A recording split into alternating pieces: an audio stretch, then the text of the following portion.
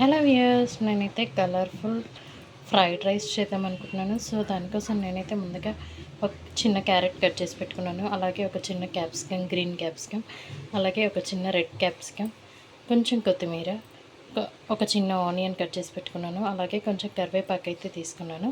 Next process ఏంటనేది మనం ఇప్పుడు చూద్దాం. తర్వాత స్టవ్ వెలిగించి మూకుడు పెట్టేసి నేనైతే ఆయిల్ వేసేసాను. ఆయిల్ వేడెక్కేదాకా చూసుకున్నాను. చూడండి, దీంట్లో నేను ఇప్పుడు ఆవాలు జీలకర్ర అయితే వేస్తున్నాను.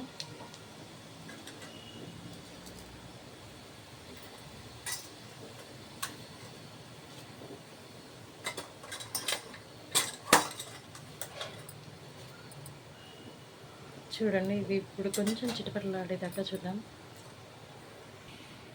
చూడండి, ఇవైతే వేగిపోయాయి. సో ఇప్పుడు నేను ముందుగా కట్ చేసి పెట్టుకున్న వెజిటేబుల్స్ అన్నీ ఇక్కడ యాడ్ చేస్తున్నాను.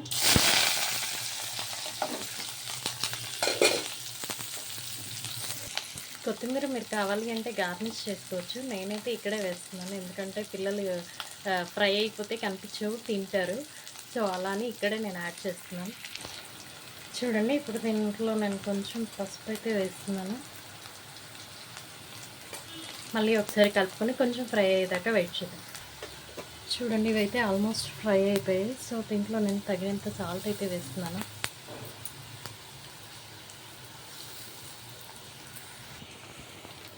చూడండి, ఇవి వేగిపోయాయి. సో దీంట్లో ఇప్పుడు నేను ఫ్రైడ్ రైస్ మసాలా అయితే యాడ్ చేస్తున్నాను.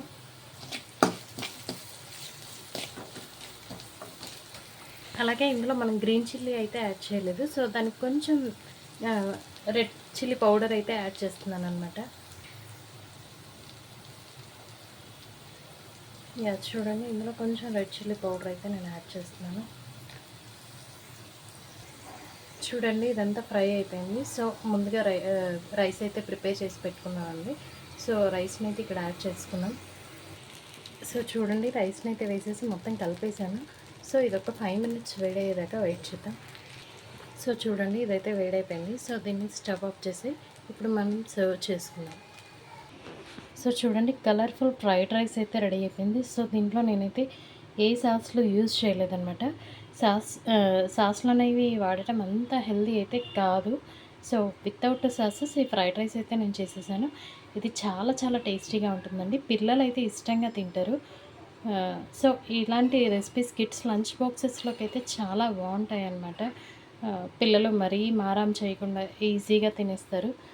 సో ఈ రెసిపీ మీకు నచ్చినట్లయితే మీరు కూడా ఎలా చేయాలో చూసారు కదా. సో మీరు కూడా చేసేసేయండి మీ కిడ్స్ లంచ్ బాక్స్లోకి. సో అలాగే మన ఛానల్ ఇలాంటి రెసిపీస్ని విజిట్ చేయడానికి మన ఛానల్ని అయితే చూసేసేయండి. సో ఇంకా మన ఛానల్ని ఎవరైనా సబ్స్క్రైబ్ చేయని వాళ్ళు ఉంటే మన ఛానల్ని సబ్స్క్రైబ్ చేసేయండి. అలాగే ఇలాంటి రెసిపీస్ మీకు నచ్చినట్లయితే లైక్ చేయండి, కామెంట్ చేయండి, షేర్ చేయండి అండ్ సబ్స్క్రైబ్ చేసేసేయండి. Thank you.